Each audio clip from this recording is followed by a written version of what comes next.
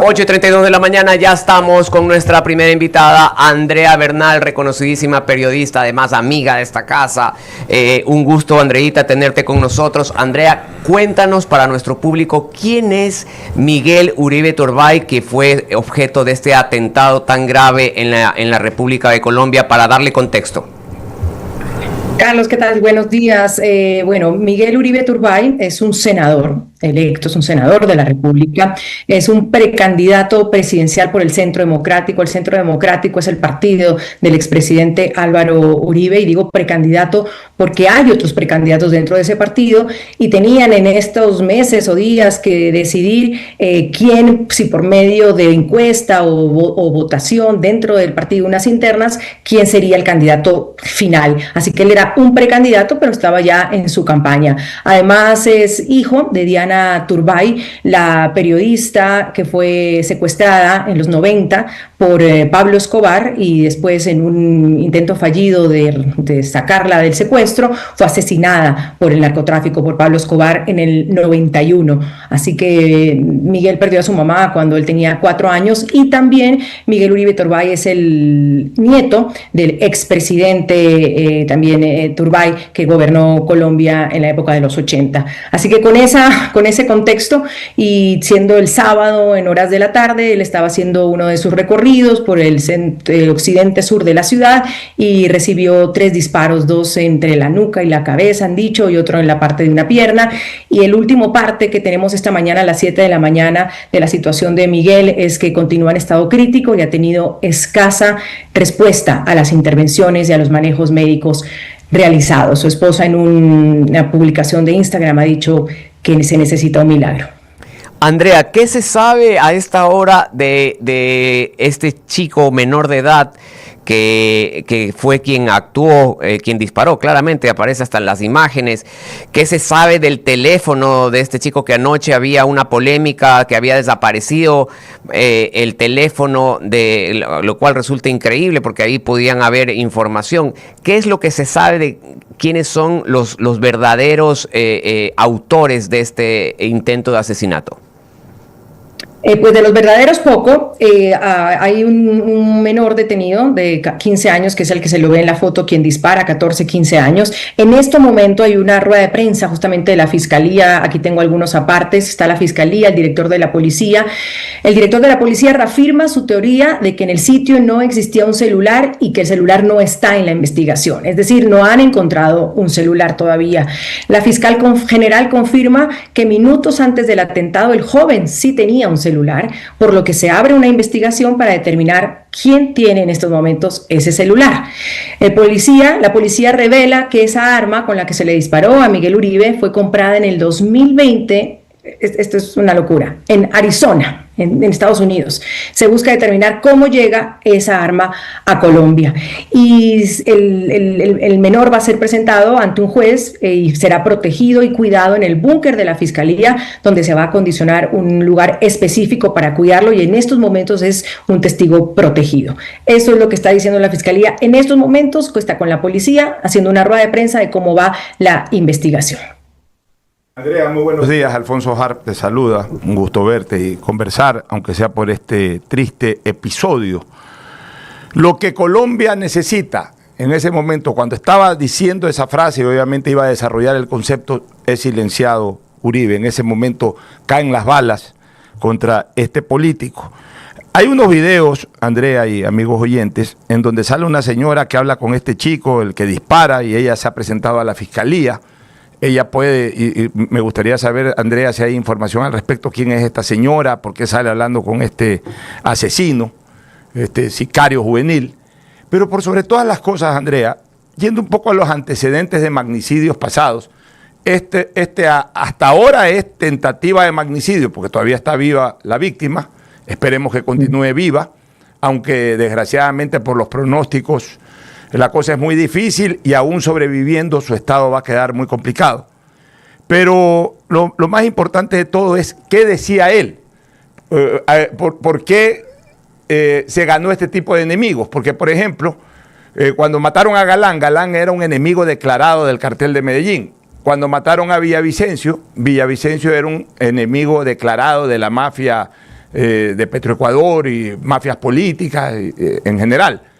En este caso, este chico Uribe Turbay, hijo de doña Diana Turbay, que también fue asesinada por la mafia, ¿qué decía para provocar este tipo de acciones de magnicidio? Es una pregunta bien interesante, Pocho, la que planteas, pero creo que en este momento el país está tan quebrado, tan polarizado, y no hoy, sino de unos ya años atrás, que creo que el que pensara o el que estuviera pensando diferente en Colombia, que creo que está pasando también en muchos países de América Latina, pues tenía puesta como el dedo encima, ¿no? Y hoy las líneas de investigación van, así es porque era Miguel Uribe Turbay, así es porque es un político de derecha o qué, porque pues Miguel Uribe fue muy crítico y ha sido muy crítico del gobierno de Gustavo Petro, por ejemplo, de la izquierda, del socialismo del siglo XXI, pero pues también basado en su ideología. Es un hombre, él te decía que era a veces de centro derecha, pero pues más de derecha, quizás de los de menos derecha radical también de este país, que hay pues para todos los colores, no en los extremos, pero un hombre que creía en la seguridad, en volver al tema de la seguridad, que nunca estuvo de acuerdo con el tema de las negociaciones de paz, que decía que este país estaba ya criminalizado una vez más, que se había dejado entrar al crimen organizado nuevamente y que no se le estaba, y por esto de querer hablar con todos, estábamos como estábamos. Entonces tenía pues su visión de un hombre de derecha, pero pues yo creo que en este momento es difícil decir, es que habló en contra de, y puede ser. Aquí lo que estamos hablando en Colombia en estos momentos es parar los mensajes de odio. Es que si tú piensas distinto, entonces tú eras en contra de, o ibas o el otro es peor que, y yo creo que en eso se empezó a basar esta campaña presidencial, que imagínate será muy dura cuando todavía hasta mayo del próximo año habrá unas elecciones presidenciales, que en todo caso pues muchos de los precandidatos hoy han dicho que van a parar sus campañas y esperar a ver qué pasa, cuando hay muchísimos, hay como 47 precandidatos presidenciales todavía que no se ha definido. Entonces, no, pues te digo la ideología de Miguel Uribe, te digo a quién pertenecía, te digo sus estamentos de lo que creía firmemente, sobre todo en el tema de la seguridad.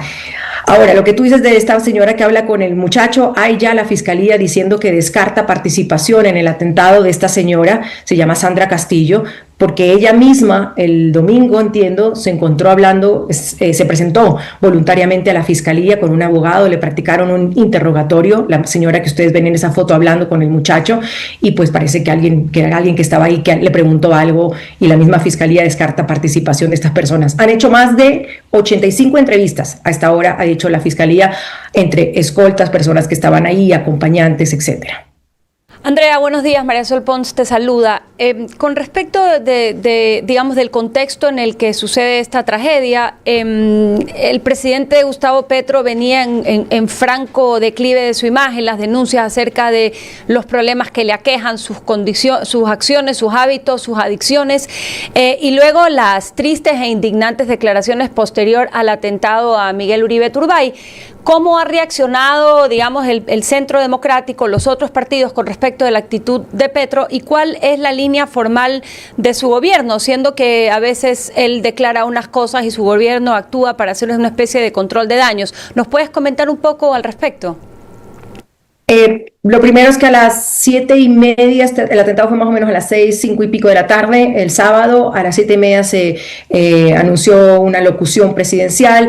La locución presidencial se dio a las 9:30 de la noche, más o menos, de ese sábado. Estaba el presidente con el alcalde de Bogotá, con la Policía Nacional, con los militares en un consejo de seguridad. Y la verdad, creo que para el país deja mucho que desear esa locución del presidente de las 9:30, donde tratando de hilvanar algunas ideas y hablando de todo un poco, hasta de los orígenes árabes de Miguel Uribe Turbay por su apellido, pues lo que pudimos tomar de esa alocución es que hubo tal vez fallas en la seguridad de Uribe Turbay. Uno, que fuerza para su familia, que hay que cuidar al menor, al sicario, que hay que cuidarlo porque en Colombia se cuida a los menores, y cuando pues necesitabas una cuestión de aliento, de tener un líder que dijera algo potente, cuando uno necesita un faro y el país está en la incertidumbre, pues creo que Gustavo Petro no hizo el papel que debería o no dijo las palabras que, porque incluso pues en redes era como, ¿qué fue lo que quiso decir este señor? O sea, ¿a dónde nos lleva? Luego la canciller salió un poco a hacer incluso un mea culpa del tema de la seguridad en el país, de cómo iban a mejorarla, y ahí se van cambiando otros tweets, otros, pero yo creo que esa figura de liderazgo que el país ha necesitado en estos momentos, pues no la hay hace muchos meses atrás. Hay una crispación también entre el Congreso y el Ejecutivo que tiene muy preocupado a Colombia por el tema de la democracia, por una consulta popular que el presidente quiere sacar por decreto y la iba a hacer esta semana. Veamos si lo hace cuando el Senado le dice, no señor, nosotros ya le negamos a usted una consulta popular, y una consulta popular en este país tiene que pasar por el Senado. ¿Cómo así que por decreto? Entonces la Corte Constitucional tiene que pronunciarse, la registraduría, que en este caso es el CNE en Ecuador, que valida las consultas populares, tendría que pronunciarse, porque ¿cómo así uno se va a saltar la Constitución así nomás? Y eso estaba por pasar en esta semana. Entonces, muchas cosas pasando. Un país como a la incertidumbre, al no saber qué, y mientras tanto un personaje político de apenas 39 años que sin duda tenía un futuro, es senador actualmente, pues se debate entre la vida y la muerte. Andrea, muy buenos días. Oscar del Bruto la saluda. Una de las cosas que me llama a mí la atención es, en las imágenes del momento del atentado, se ve al precandidato muy cerca del resto de gente, o sea, a pocos centímetros realmente de la gente que lo está escuchando. Entonces, lo que yo le quiero preguntar es, ¿cómo así tan poca seguridad? Es decir, por un lado, y por el otro, el asesinato del ex candidato a presidente Galán fue hace más de 35 años. ¿Qué significa esto para Colombia? Es decir, parecería, como por estas dos cosas, que es una cosa que ya parecía que estaba en el pasado, ¿no? Un acto de violencia así. Pues es lo que las nuevas generaciones, los nacidos en el 90 y pico, que hoy muchos también son periodistas, dicen hoy que lo que hicieron fue las historias de sus abuelos o de sus papás, o leerlo, y no fueron testigos hasta que está sucediendo esto. Y luego hablas pues con los abuelos o con los padres, que sí fueron los que vivieron esa época, o los antiguos también políticos, y dices, no puede ser que estemos repitiendo lo que pasó, bien tú lo dices, Oscar, hace 35 años, con el tema de Luis Carlos Galán. Ahora, en el tema de Luis Carlos Galán, y lo decía gente aquí experta en seguridad, es que se sabía quién era. Había una lucha frontal contra el narcotráfico por parte de Luis Carlos Galán, y estaba Pablo Escobar, que mataba candidatos, mataba políticos, mataba periodistas. Hoy no sabes quién es. Y esto también marca una diferencia. Hoy no sabes quién está ocasionando toda esta violencia, grupos delincuenciales, gente que le parece que el otro piensa diferente y entonces hay que aniquilarlo.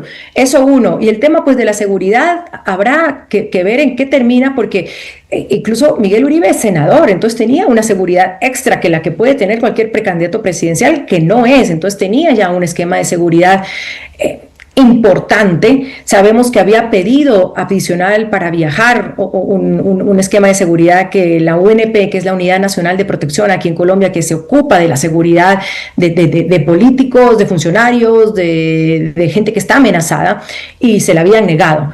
Hay que ver realmente qué va a pasar con esos esquemas de seguridad ahora para el resto de precandidatos, y reforzarla. Y lo del mitin, pues dicen que estaba dentro de su agenda de trabajo, estaba en Engativá, que es un barrio de media clase en Colombia, de clase media, y se había acercado pues a conversar con algunos vecinos del lugar.